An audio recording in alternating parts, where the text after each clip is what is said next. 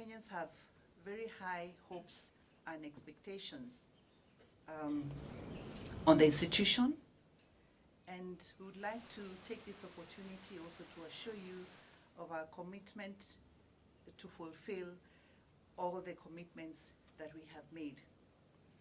We strongly believe that a transformed judiciary is the engine of societal transformation. Here, the judiciary has made significant progress, but also faced significant challenges to the administration of justice. This event today allows us to have a sober reflection of not only the challenges we have faced, but also to report to the Kenyan people on the many and varied improvements made by the judiciary in its steps to ensure access to justice. State of the judicial report is important, not only because the law requires its publication, but also because it provides an opportunity for soul-searching and learning. We have achieved numerous outstanding successes in the period between July 1, 2012 and June 30th, 2013, which is the basis of this report. For that, we owe the judicial officers and staff, as well as those who work for the cause of justice, a deep debt of gratitude.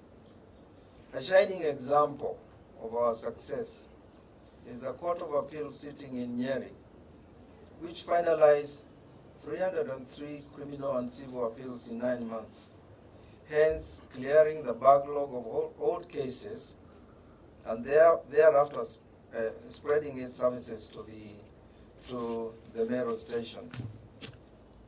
The decentralization of the Court of Appeal to Nyeri, Kisumu, and Malindi is already gnawing away at the Sisyphean boulder of case backlog, but also providing important lessons on increasing access to justice. Mobile court services were delivered by 20 magistrate stations, and they will now be part of what high court stations do. Our successes must be viewed in the correct context. We encourage Kenyans to focus on more than just our successes, which are many. The judiciary, acting on the commands of the Constitution, has elected to transform, but the path of transformation is neither without obstacles nor challenges. 116,754 cases were filed in the courts across the country in the period under review. Over 190,000 cases were concluded in all the courts across the country. Still, some 657 and 760 cases are pending. We congratulate the judicial officers who went beyond the call of duty to deliver this result. However, we must remain alive to the fact that the ratio of judicial officers to the number of cases filed is uneven, and a cause for a revision of our work methods to eliminate delays that cause backlog. One of the answers to backlog has been to recruit more judges and expand the footprint of justice across the country. Of the 25 new judges recommended for appointment by the JSC and awaiting swearing in, more than half have been selected to establish High Court sub-registries in Lodwar, Narok, Tana River, Mandera, and Wajir, Taita Taveta, Kwale, Moyale, Kapsowar, Kitui, Isiolo, and Marsabit. These sub-registries will be the forerunners of the High Court stations planned for construction in these areas, and will be sites for the delivery of mobile court services. Another innovation in the ongoing audit of cases is the ongoing audit of cases, which will present the country with clean data on how many cases have been filed, how many have been resolved, and how many are pending, as well as what we intend to do about them. The judiciary has begun to adopt lateral strategies to mitigate pressures generated by the demand for court services by promoting alternative dispute resolution and alternative justice systems.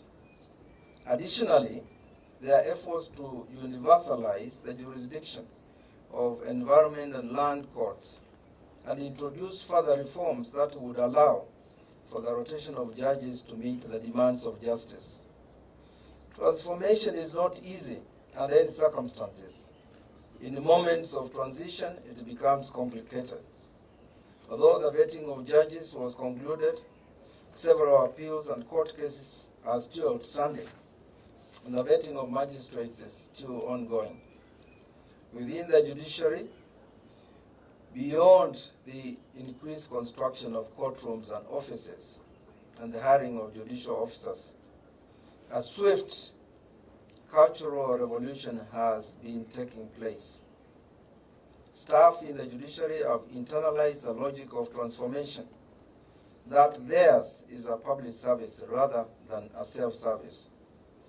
After the marked improvement of the terms and conditions of service for staff and the heavy investments in training that reached 4,564 judges, magistrates, and judicial staff, the transformation of the judiciary is no longer the property of the leadership, but a broadly owned agenda within the institution. It is important to note that the establishment of the Judiciary Fund is a question of constitutional compliance rather than one of choice. The framers of the Constitution had very clear reasons for establishing the Judiciary Fund, because it's the linchpin of judicial independence. And talking about independence, we recognize that still corruption continues to present a challenge for the judiciary. During the year under review, the judiciary made difficult decisions in an effort to protect public resources. Whereas some of the processes may appear messy in the public eye, these choices were made in the public interest.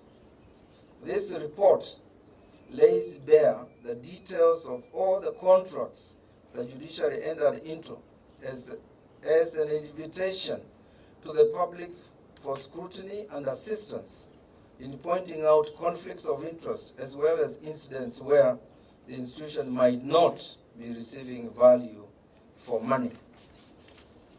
The second phase of the judicial transformation will deepen investments in training, consolidate gains, and institutionalize culture change in an effort to permanently reposition the institution for service delivery. Many of the practices that have been piloted will be codified into manuals and regulations. But more importantly, decisions on service delivery will be devolved to every court station through the strengthening of court users committees.